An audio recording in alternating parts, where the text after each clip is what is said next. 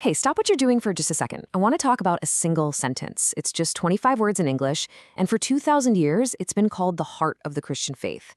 You've seen it everywhere, signs at sporting events, billboards, you name it. It is, without a doubt, the most famous verse in the world. But here's the question. Do we really truly get what it's saying? You know these words. John 3:16. It feels familiar, right?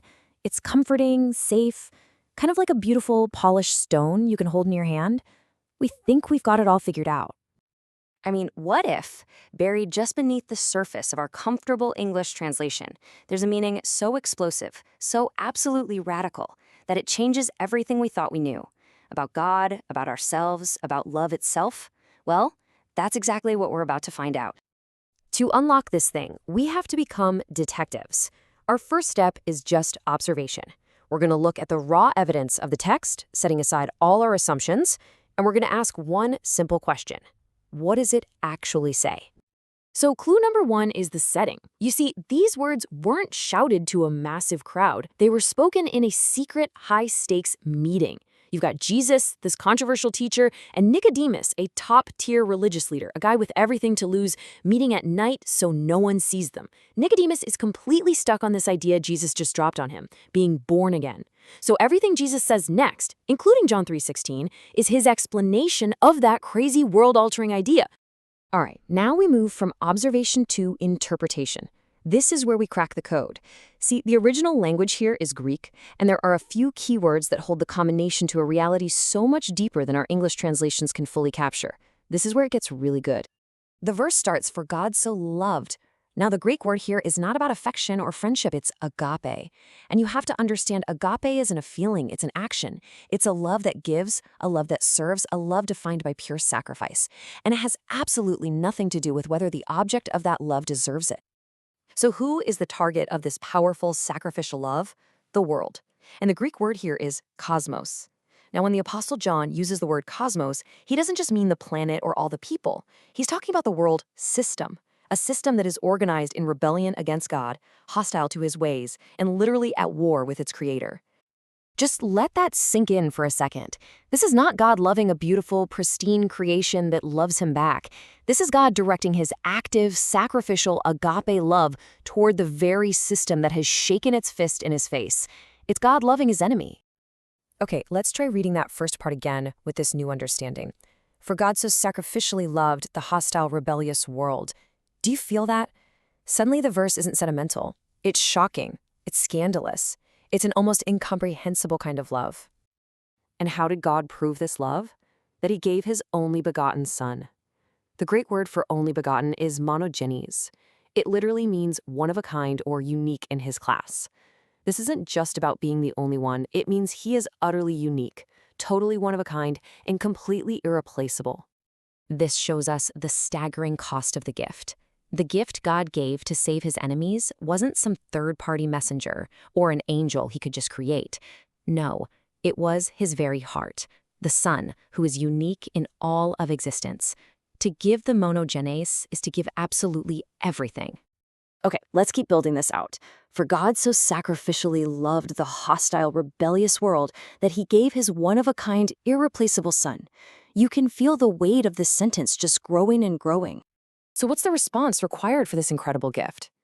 That whoever believes in him. The Greek word for believes here is pisteuon, and its grammar is a game changer. It's a present participle. That means it's describing a continuous, ongoing action. This isn't talking about a one-time decision you made years ago. It's describing a present and continuing lifestyle of trusting in, relying on, and clinging to him. And this is so important. Faith isn't something we do to earn this love. It's not a work. It's actually the opposite of work. Faith is simply the empty hand we hold out to receive a gift that we could never, ever earn on our own. It's the simple transfer of trust from ourselves to him. So you have this great love, this costly gift, and this simple, ongoing response. And it leads to an unavoidable fork in the road. The verse presents two paths, two final destinies, with absolutely no middle ground.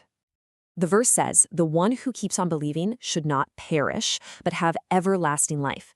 Now, to perish, that's apeletai in Greek, it means to be utterly and completely ruined, to be permanently cut off from the source of all life. It's not just about ceasing to exist, it's an eternal state of ruin. The other option is zoe aionios, eternal life. And listen, this is not just about living forever. It's about participating in God's own quality of life, a life that begins the moment you believe and never, ever ends. That's it.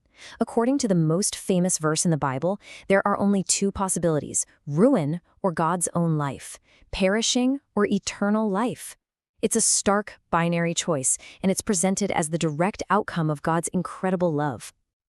Okay, so we've observed the evidence, we've interpreted the code. Now we come to the part that matters most: application. What in the world does this ancient text, when it's properly unlocked, mean for you? Right here, right now, in your life today. I mean, really think about it. If God's love is a sacrificial act toward a world at war with him, if his gift was his unique, irreplaceable son, and if his own life is a present reality for anyone who just keeps trusting, how does that not change absolutely everything? Well, here are 3 transformations that happen right away. First, you see yourself differently. It doesn't matter what you've done, how you failed, or how unworthy you feel. You are the object of a divine, sacrificial, unstoppable love. Second, you start to see other people differently. That difficult person at work, that family member you can't stand, they are all part of that cosmos God gave his son for. And third, you live differently.